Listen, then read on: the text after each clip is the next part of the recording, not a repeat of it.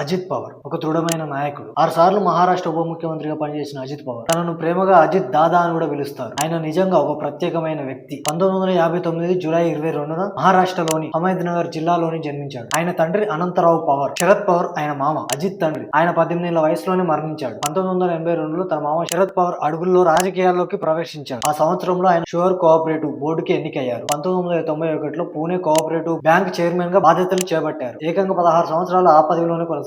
అదే సంవత్సరంలో బారామతి నుండి ఎంపీగా ఎన్నికయ్యారు. కానీ నరసింహారావు ప్రభుత్వంలో శరద్ పవార్ రక్షణ మంత్రిగా బాధ్యతలు చేపట్టడంతో తన సీటును వదులుకున్నాడు. అదే సంవత్సరం బారామతి అసెంబ్లీ నియోజకవర్గం నుండి ఎమ్మెల్యేగా ఎన్నికయ్యారు. వరుసగా 8 సార్లు అదే పదవిలో కొనసాగారు. ఆ తర్వాత అజిత్ దాదాను ఆపడం ఎవరికీ సాధ్యం కాలేదు. తన మామ నీడ నుంచి బయటికి వచ్చి మహారాష్ట్ర అగ్ర నాయకుల్లో ఒకరిగా ఎదిగారు. మహారాష్ట్రలో 6 సార్లు ఉప ముఖ్యమంత్రిగా ప్రమాణ స్వీకారం చేసి చరిత్రను సృష్టించారు. ముఖ్యమంత్రి పదవిపై ఆయన దీర్ఘకాల ఆశ నెరవేరకుండానే ఈ అకాల మరణం చెందారు. ఏదేమైనా అజిత్ పవార్ మహారాష్ట్ర రాజకీయాలను మార్చిన నాయకుడిగా ఎప్పుడు గుర్తుంటారు.